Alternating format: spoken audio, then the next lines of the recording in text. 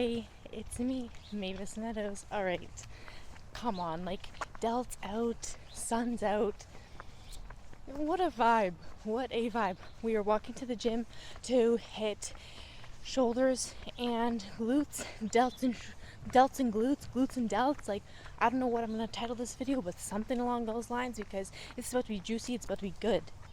Also, side note, I'm 6 days out now from moving to Thailand to teach English for a year and continue my bodybuilding journey. It's getting real, it's getting exciting. I was on the phone with my friend this morning who's coming with me to also teach English, trying to get her documents like in order and everything, but it's all looking good. We are going to start with glutes today and then finish with some delts, just because glutes is a large muscle group. We want to exhaust or like use all our energy at the beginning of the workout, and then delts are kind of a smaller muscle group, still going to train with intensity, but to me they don't take as much effort as training your glutes hard. So with that being said, I'll have a nice little warm-up walk to the gym, and then by the time I get there my back will be sweaty. Like, let's be real, I sweat so much, it's ridiculous.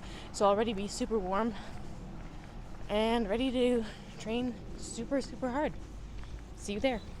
Alright, so I filmed this voiceover back when I was in Toronto, but it decided to delete all of my audio clips. So anyways, we're re-recording. I think I said this is going to be a glute and shoulder day, but that's okay. We're starting off with reverse V stance RDL. No, we're doing some sort of sumo squat variation here. So wider stance on the V squat, and then going down like you would be doing any kind of V squat. Sumo squat. So normally I've been doing sumo squats with like a dumbbell in between your hands and legs, but this is just a good way to not be minimized by your grip.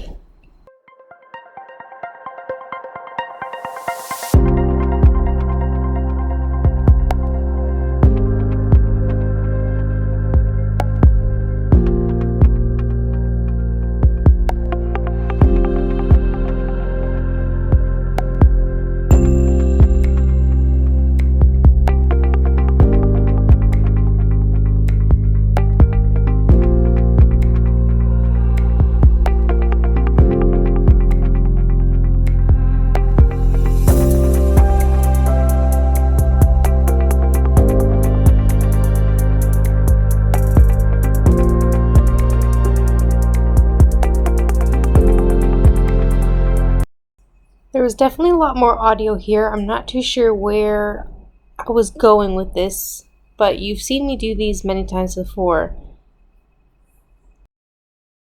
We're really not trying to reinvent the wheel here when we're doing and like trying to grow our legs or trying to grow our glutes. These staple type movements repeated multiple times in your training block is what's going to help you grow by progressively adding more weight every single week.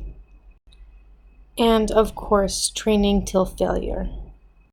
I mean, watching these clips back almost 3 weeks later, it's like crazy to see even just the progress in the short amount of time that I've made.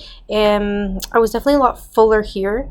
I've definitely lost some weight from being here in Thailand, but that's not a bad thing because I am cutting just a little bit. But I do look like my glutes look a lot more fuller here.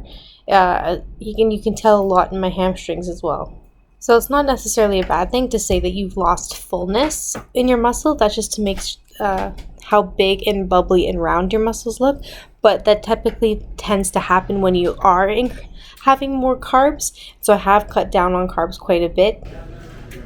So the bubbliness of the muscle kind of goes away.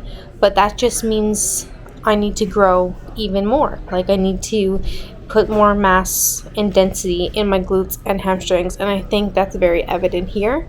But that's the great thing about bodybuilding, is that you can continuously keep growing and getting better and improving yourself along the way, and that's why I absolutely love it.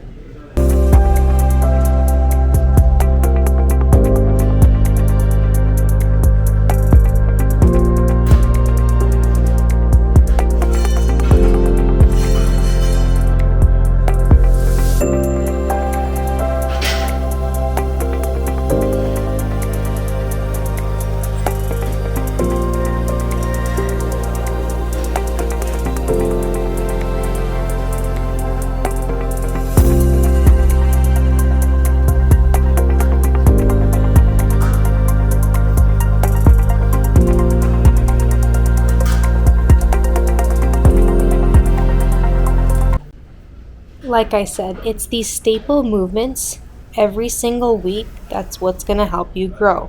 By adding weight every single week, pushing hard. Bulgarian split squats. You've seen me do these in 1,000 different variations in 1,000 different ways. Like now you see me doing them on the Smith machine because I've been really liking the Smith machine at my home gym. But like I said, I'm not actually there right now. Anyways, the next couple videos you'll see me where I've been and kind of more update on my moving process.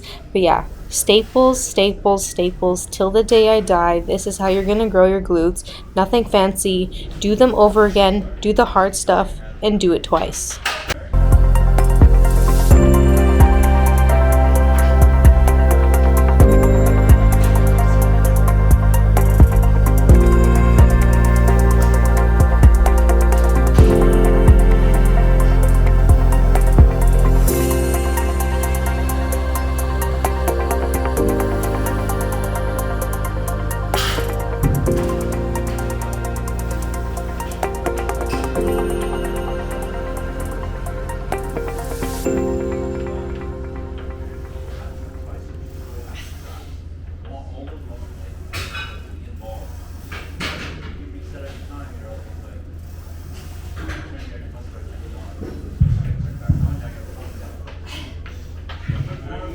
And to end our glute section for the day, we had some sort of squatting pattern, we had some sort of lunging pattern, and now we have some sort of hip and hinge pattern. So that can either be an RDL, like you see me doing here, or a hip thrust. You do not need both in your leg day. If you have one, or in your glute day, sorry. If you had one, that's enough. If you're doing 4 sets of some pretty heavy RDLs or some pretty heavy hip thrusts, you do not need both. You can probably separate them on different days if you so choose, but again, in this training block, I have RDLs. So I set up with a bench behind my calves, and this allows me to stretch my glutes all the way farthest back. The cue I'm saying to myself in my head is stretching my butt over the back side of that bench there. RDLs like this have been feeling really great, so I'm going to continue to do them until they don't feel so great anymore. So I did say at the beginning this is a glute and shoulder day, but this is the only shoulder exercise I filmed. Seated overhead shoulder press. I remember my buddy came up to me in the gym. He just competed at Bench Worlds, so we ended up speaking about his competition there. He did really well, and I was super happy and super stoked. But yeah, this is just the small little shoulder movement I did for today, and then you're gonna see the shoulder pump and glute pump, and the pump speaks for itself. So I'll just play some music and see you